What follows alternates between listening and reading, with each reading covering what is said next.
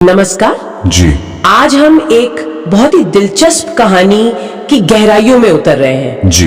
ये भक्ति और विश्वास के असली मतलब पर आप कह सकते हैं रोशनी डालती है, खासकर भगवान शिव के प्रति जो अटूट श्रद्धा होती है उस पर। हाँ, और ये कहानी है भोला की अटूट भक्ति।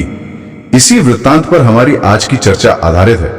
इसकी शुरुआत ही मतलब जो स्रोत है वो इस विचार से होती है कि शिव सिर्फ एक देवता नहीं है, सही कहा। वो एक चेतना है, हर सांस में, हर कण में मौजूद, समय से भी परे और महिमा में तो अनंत। और इसी पृष्ठभूमि में कहानी आती है भोला की, एक बेहद साधारण गरीब किसान। हाँ, जीवन मुश्किल था पर उसका मन पूरी तरह शिव में रमा हुआ था। उसकी रोज की बस एक ही प्रार्थना थी, ओम नमः शिवाय।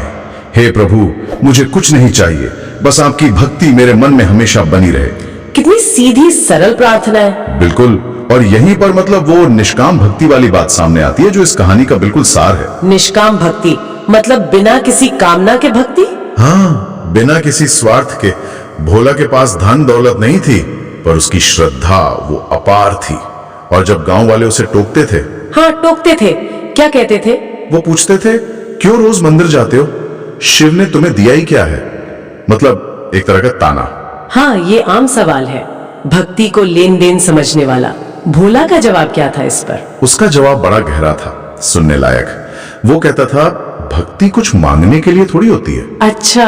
वो तो बस एक जुड़ाव है, एक गहरा प्रेम है। ये बिना किसी उम्मीद या स्वार्थ के ईश्वर से जुड़ने का भाव है। भक्ति का एक बहुत ही शुद्ध रूप। लेकिन फिर कहानी में एक बड़ा मोड़ आता है ना? जब गांव पर मुसीबत आती है। बिल्कुल, भयंकर सूखा पड़ता है, खेत बंजर, नदियां सूख गई, लोग भूख से तड़पने लगे, चारों तरफ निराशा। और ऐसे में लोग क्या करते हैं? वो भोला पर उंगली उठाने लगे होंगे। हाँ बिल्कुल, लोग उसका मजाक उड़ाते थे। कहां गया तेरा शिव? अब भी पूछता है उसे, वो तो कुछ करता ही नहीं। ये वो पल था जब मतलब सामाजिक दबाव और व्यक्तिगत आस्था आमने सामने आ गए। पर कमाल की बात है, कहानी बताती है कि भोला शांत रहा, उसे डिगाया नहीं जा सका। यही तो उसका विश्वास था, शिव परीक्षा जरूर लेते हैं पर कभी साथ नहीं छोड़ते। वाह, और वो रोज की तरह मंदिर जाता रहा, जैसे कुछ हुआ ही ना हो। हाँ बिल्कुल वैसे ही, जैसे कुछ बदला ही ना हो। ये देखकर हैरानी होती है, इतनी बड़ी मुसीबत में ऐसी शांति। सही में। और यही तो विश्वास की असली परीक्षा है, जैसा स्रोत भी इशारा करता है। बाहरी हालात चाहे कितने भी भयानक क्यों ना हो, उसकी आस्था नहीं हिली। हाँ, भोला की जो अंदर की आस्था थी वो टस से मस नहीं हुई। ये दिखाता है कि सच्ची भक्ति सिर्फ सुख के दिनों का साथी नहीं, वो तूफानों में भी जलने वाला दिया है। उसका आधार बाहरी नतीजे नहीं, अंदरूनी निष्ठा है। और फिर वो रात आई जिसके बारे में कहानी बताती है। घन घोर अंधेरा, तेज आंधी तूफान। जी। एक चमत्कार होता है। हाँ, एक दिव्य प्रकाश फैलता है और स्वयं भोलेनाथ उसके सामने प्रकट हो जाते हैं। कल्पना कीजिए उस क्षण की। और शिव के शब्द भी, वो बहुत मायने रखते हैं। उन्होंने कहा, भोला तू डिगा नहीं। जी, जब पूरी दुनिया ने तेरा साथ छोड़ दिया तब भी तेरा विश्वास अटूट रहा। बता क्या चाहता है तू? सोचिए, स्वयं भगवान पूछ रहे हैं। कोई भी अपने लिए सब कुछ मांग लेता, पर भोला। और यही भोला की निस्वार्थता अपने चरम पर पहुंचती है। उसने क्या मांगा? उसने हाथ जोड़कर कहा, प्रभु मेरे लिए कुछ नहीं चाहिए। कुछ नहीं मांगा अपने लिए। बस मेरे गांव के बच्चे भूखे हैं, उनके लिए अन्न दे दीजिए। खेतों को पानी चाहिए प्रभु। अविश्वसनीय, अपने लिए एक शब्द नहीं, सिर्फ दूसरों के कल्याण की बात। हाँ, और यही वो निष्काम प्रेम था जिसके लिए शिव इतने प्रभावित हुए। उन्होंने कहा, भोला तेरे इसी निस्वार्थ प्रेम ने मुझे बांध लिया। ये भक्ति की वो ऊंचाई है जहां भक्त अपनी इच्छाओं से पूरी तरह ऊपर उठ जाता है, सिर्फ सबका भला चाहता है। और फिर शिव की कृपा हुई। उसी रात ऐसी मूसलाधार बारिश हुई कि सूखी धरती हरी भरी हो गई। नदियां फिर से बहने लगी।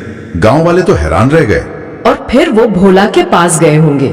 हाँ, वे भोला के पैरों में गिरकर माफी मांगने लगे। पर भोला ने क्या किया? उसने सारा श्रेय शिव को दिया, कहा ये सब उनकी कृपा है। बिल्कुल। इसके बाद गांव में सिर्फ खुशहाली ही नहीं लौटी, बल्कि भक्ति और विश्वास का माहौल भी और गहरा हो गया। लोगों ने अपनी आंखों से देखा कि सच्ची भक्ति का फल मिलता है, भले ही देर से मिले। तो भोला की इस कहानी से जो मुख्य संदेश है वो एकदम साफ है। जब मन सच्चा हो, भक्ति बिना किसी स्वार्थ के हो, तो ईश्वर मदद जरूर करते हैं। हाँ, मुश्किलें तो आएंगी, वो परीक्षा का हिस्सा है, पर विश्वास बनाए रखना वो जरूरी है। कहते हैं ना, वो देर करते हैं, अंधेर नहीं करते। और कहानी का अंत भी इसी बात पर जोर देता है कि शिव या ईश्वर सिर्फ मांगने से नहीं मिलते, वो तब मिलते हैं जब आत्मा पूरी तरह से समर्पित हो जाए और कहे, मैं तेरा हूं प्रभु। बिल्कुल। और यहाँ एक गहरा सवाल भी उठता है जिस पर हमें सोचना चाहिए। क्या सवाल? कि क्या भक्ति का मतलब सिर्फ अपनी इच्छाओं की पूर्ति करवाना है, या ये अपने आप में एक ऐसा गहरा रिश्ता है जिसे बाहरी सुख दुख प्रभावित नहीं कर सकते? हाँ, ये बहुत अहम सवाल है। विपरीत परिस्थितियों में भी अपने विश्वास पर टिके रहने का क्या महत्व है? ये कहानी हमें भक्ति को सिर्फ एक लेन देन के रिश्ते से कहीं ऊपर देखने की प्रेरणा देती है। सही कहा, ये एक आंतरिक अवस्था है, एक अटूट भरोसा।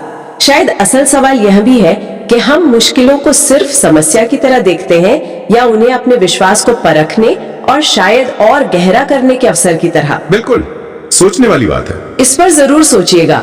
ओम नमः शिवाय। ओम नमः शिवाय। ओम नमः शिवाय।